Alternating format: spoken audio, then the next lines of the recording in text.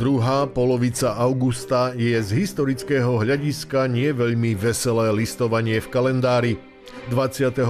k nám dorazili tanky, to sa písal 1968, no ešte skôr 23. augusta 1939 sa páni Molotov a Ribbentrop zišli v Moskve a za prítomnosti Stalina podpísali zmluvu, na ktorú by svet najradšej zabudol.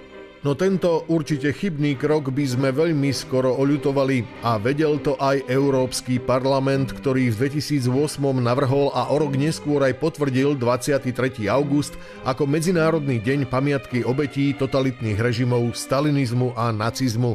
Známy je tiež aj ako Medzinárodný deň čiernej stuhy. Jeho cieľom je uctenie si pamiatky obetí masových deportácií a vyhladzovania, ako aj zakorenenie demokracie a posilňovanie mieru a stability v Európe.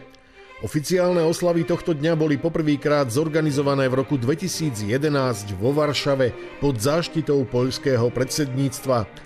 Vtedy bola podpísaná aj Varšavská deklarácia, ktorej signatári upozornili na potrebu udržiavať v pamäti Európanov následky zločinov totalitných režimov a vyzvali Európsku úniu, aby skúmala a zhromažďovala dokumenty súvisiace so zločinmi spáchanými počas týchto režimov. Neskôr sa oslavy konali v Maďarsku, v Litve, Estónsku a ďalších štátoch Európy. Fašizmus spolu so stalinizmom majú na svojom konte dovedna takmer 150 miliónov obetí. Zabíjali, pretože sme im to dovolili.